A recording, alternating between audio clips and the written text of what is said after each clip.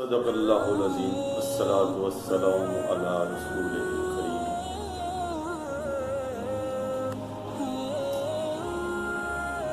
آج ہماری گفتگو کا موضوع ہے محرم الحرام کے فیوز و برکات۔ یوں تو محرم کا مہینہ سب مسلمان اس بات سے واقف ہوں گے کہ اسلامی کیلنڈر کا پہلا مہینہ ہے۔ اسلامی کیلنڈر کا آغاز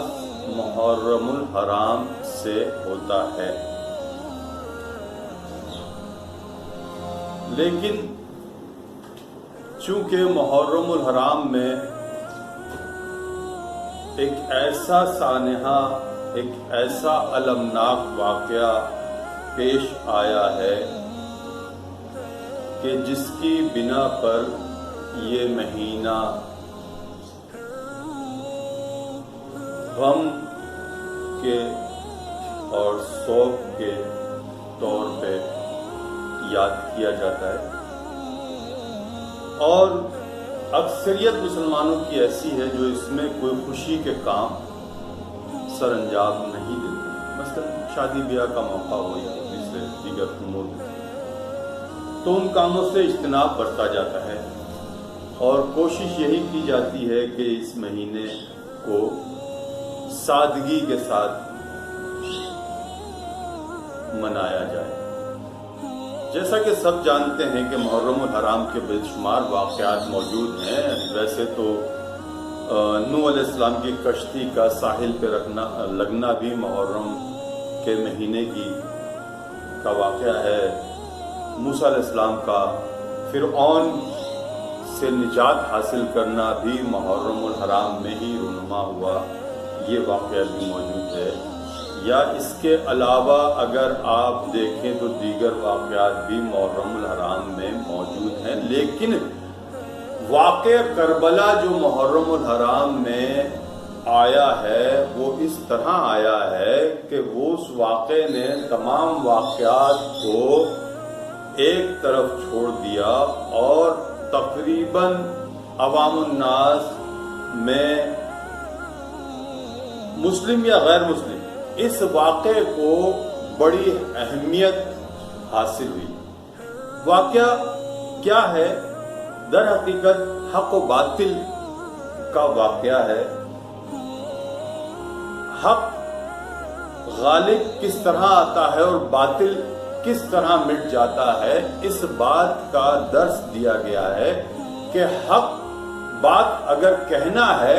تو باطل کتنا بھی طاقتور ہو، اس سے قطع نظر آپ کو حق بات کہنی ضروری ہے۔ حضرت امام عالی مقام مولا حسین نے یہ ثابت کر کے دکھایا کہ حق بات کہنے کے لیے انہوں نے اپنے گھر کے 6 ماہ کے بچے سے لے کے جوان بیٹے تک کو قربان کر دیا، لیکن باطل کے آگے سر نہیں جھکایا۔ وجہ صرف چھوٹی سی تھی۔ یہ جو واقعہ کربلا رونما ہوا ہے در حقیقت کوئی بہت بڑی وجہ نہیں ہے، لیکن وجہ دیکھا جائے تو بہت بڑی اور بہت چھوٹی، یعنی اگر چھوٹی سی سمجھیں تو اہل بیت اطہار خاندان نبوت کے لیے تو بہت چھوٹی سی بات ہے، لیکن اس رد عمل کے جواب میں مولا حسین نے سوچا کہ بھئی اگر میں مدینے میں اس وقت قیام فرما تھے، لیکن جب رد عمل سامنے آیا اور یزید کی بیعت کے اوپر اصرار ہونے لگا، اور اس وقت کے جو گورنر تھے عقبہ بن مسلم بن عقبہ نے ان کو بلایا، اور بلانے کے بعد یزید کی بیعت کے لیے اصرار کیا، تو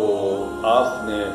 جب انکار کیا تو اس نے کہا کہ ٹھیک ہے، ہم آپ کو 3 دن کی مہلت دیتے ہیں، اور 3 دن کی مہلت دینے کے بعد آپ سے دوبارہ ملاقات ہوگی۔ اس دوران آپ نے بہتر یہ جانا کہ مدینے کو چھوڑ کر مکے میں شفٹ ہو جائیں، تاکہ یہاں جو اصرار ہو رہا ہے یزید کی بیعت کا وہاں وہ نہیں ہوگا۔ آپ نے اپنے اہل خانہ کو تیار کیا، یہاں سے روانہ ہوئے اور روانہ ہونے کے بعد مکے تشریف لے گئے۔ اب دیکھیے کہ سب سے پہلی قربانی یہاں پہ کیا ہو رہی ہے کہ پہلی قربانی یہ کہ مکہ جو ان کی مدینہ جو ان کی جائے پیدائش مولا حسین اور مدینے میں ان کے پیارے نانا جان کا روضہ مبارک بھی موجود ہے، پہلی قربانی یہاں سے یہ دی جا رہی کہ وہ اس جگہ کو چھوڑ رہے ہیں کہ جہاں ان کے نانا جان آرام فرما ہیں، یعنی نبی کریم صلی اللہ علیہ وسلم کا روضہ مبارک مدینے میں موجود ہے۔ اب جب مدینے کو چھوڑ کر مکے روانہ ہو جاتے تو سوچتے ہیں کہ مکے چلے جائیں گے، حرم میں اپنی زندگی کے بقیہ ایام گزاریں گے، حرم میں نہ کوئی قتل ہوگا، نہ کوئی جدال ہوگا، نہ کوئی مکے کی حدود حرم میں چونکہ کسی جوں کو مارنا بھی حرام ہے، لہٰذا وہاں قتل و غارت گری جنگ و جدال کا کوئی خطرہ نہیں ہے، لہٰذا مکے چلے جاتے ہیں۔ یعنی اگر آپ دیکھیں یہاں غور کریں تو یزید کی بیعت نہ کرنے کی وجہ سے پہلی قربانی جو مولا حسین ادا کر رہے ہیں وہ یہ ہے کہ اپنی جائے پیدائش کو چھوڑ رہے ہیں جہاں وہ پیدا ہوئے، اپنے پیارے نانا جان کا روضہ مبارک مدینے میں موجود ہے اس کو چھوڑ رہے ہیں، آخری حاضری دیتے ہیں مولا حسین نبی صلی اللہ علیہ وسلم کے روضے پر اور عرض کرتے ہیں کہ نانا جان حالات و واقعات کچھ اس نوعیت کے ہو چکے ہیں کہ ہم آپ کے روضے مبارک سے دوری اختیار کر رہے ہیں اور معاملات اس رخ کی طرف جا رہے ہیں کہ اب آگے کا جو بھی سلسلہ ہوگا، جو بھی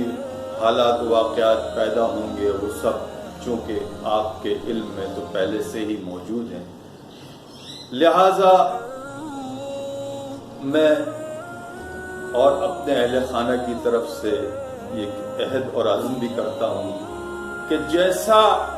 آپ کے دین کی حفاظت کے لیے جس نوعیت کی بھی قربانی دینا ہوگی آپ حسین کو